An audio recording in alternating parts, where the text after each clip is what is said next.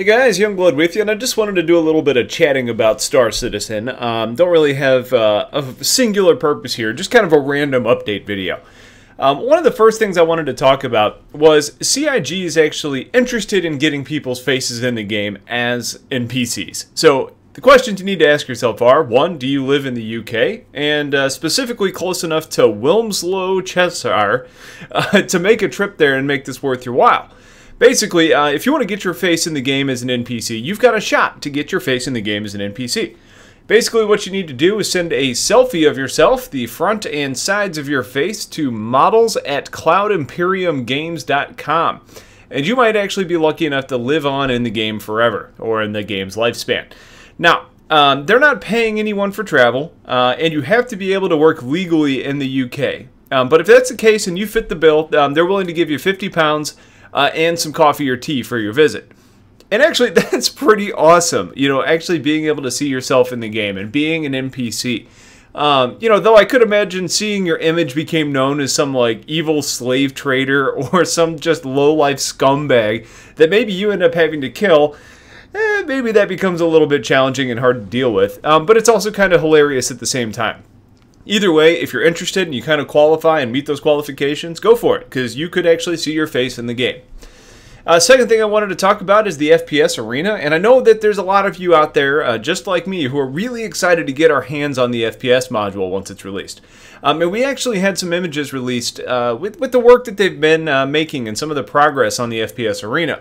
Now, it appears to be a dome or a sphere, and it actually appears to be kind of a floating ship or a platform with engines on it. You know, and I think what that's going to do is that's going to kind of make the ease of use and kind of it's going to be logical. That's the word I was looking for a anti-gravity arena. You know, it doesn't make a whole lot of sense having some rectangular room on Earth with forced anti-gravity, whereas you could just have a floating platform where all of a sudden the gravity gets cut off and you have to then fight an anti-gravity. And with it being a sphere, I think that's going to make a really interesting dynamic as far as being able to fly around and float around. And it'll be interesting to actually see how we can interact with the environment. Now, speaking of the environment, you can kind of see through some of these concepts that there's advertisements kind of around. You know, there's some banners. You can even see in some of the artwork that some of the triangles that kind of make up the outer wall can actually project like commercials and stuff. So what I think it's going to be is it's going to be kind of immersive, and it's going to be consistent with some of the things that we expect to see in the persistent universe, as well as some of the things that we've seen like in some of the racing environments.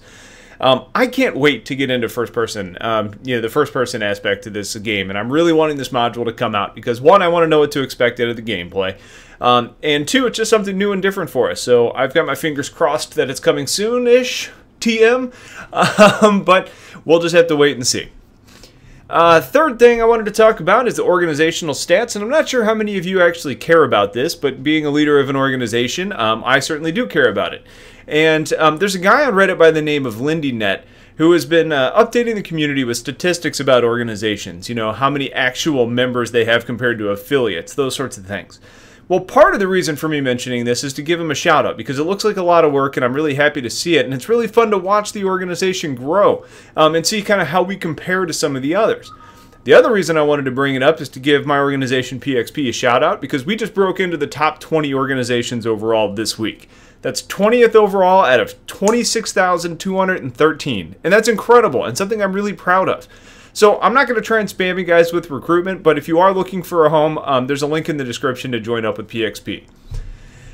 Fourth thing I wanted to talk about is a fan-made ship, and I don't know how it's being done or what programs are being used or why we're doing it, but there's a dude by the name of Impala88 on YouTube who's going to be linked in an annotation somewhere on the screen right about now, and he's created a fan-made ship. Now, this thing's called the Osiris. I am assuming I'm saying that right. And it's a deep space exploration and multi-role ship. Now, I don't know if there's any plans to put this in the game. I kind of doubt it. I think he's just kind of having fun with this. But holy crap, the level of detail that he's putting into this is just incredible.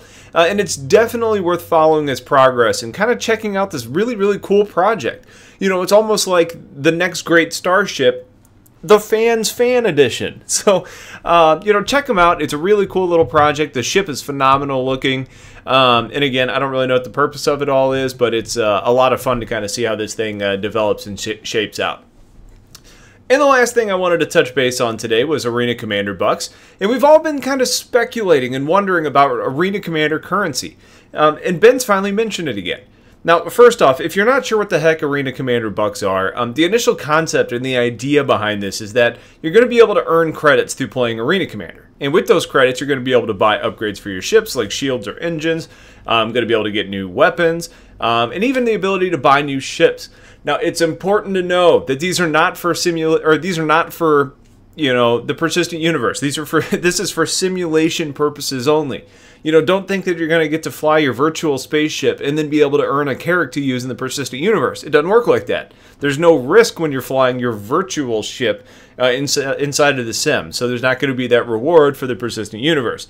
However, it is going to give you the opportunity to actually try new weapons to decide if those are things you want to buy for your ship once the persistent universe actually launches, or from Voyager Direct. I like it. It's a much better system for testing stuff out.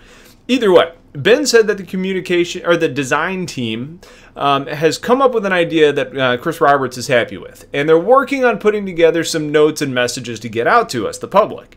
Now, we're going to go ahead and be able to give feedback on what we think of that once they actually get us that information, and then they're going to work on getting that implemented into Arena Commander, which is probably going to take a few weeks to do. So, speaking of works in progress, they're also working on the ability to allow you to melt Voyager Direct items and get credits back. That's been a sore area for a lot of people in the past. So, if you hate a weapon that you bought, or maybe even a gray cat, I don't know if they're going to let you do that or not, you're going to have the ability to buy and melt it and then buy something else. We're still waiting on details. It's kind of the first confirmation I've actually seen from a CIG staff member that they're working on that, but it sounds like we're going to have that ability pretty soon. So that's it. Just wanted to give you guys some updates on things that have been happening. I've had some issues with Arena Commander lately, but finally I'm back up and running, so we'll get some more footage of that coming up soon. Otherwise, stay tuned for more content. Have a wonderful day, and take care.